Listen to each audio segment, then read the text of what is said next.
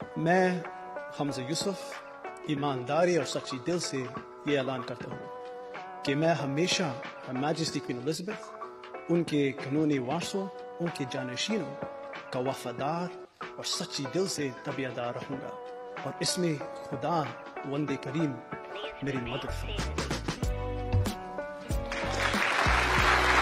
حمزہ یوسف نے Scott land کی پارلیمان کا اردو میں حلف لے کر پاکستان اور اردو کا عالمی وقار بلند کر دیا۔ اس سے پہلے برطانوی رکن اسمبلی افضل خان بھی برطانوی پارلیمنٹ کا حلف اردو میں لے چکے۔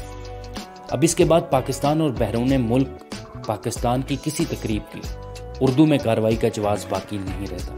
اگر برطانیہ اور اسکاٹ لینڈ کی پارلیمنٹ کا حلف اردو میں لیا جا سکتا ہے تو پاکستان کا نظام مملکت اردو میں کیوں نہیں چلایا جا سکتا؟ اردو اسکاٹش پارلیمان کی تو زبان ہو سکتی ہے، پھر پاکستان کی تعلیمی، عدالتی، سرکاری زبان کیوں نہیں ہو سکتی؟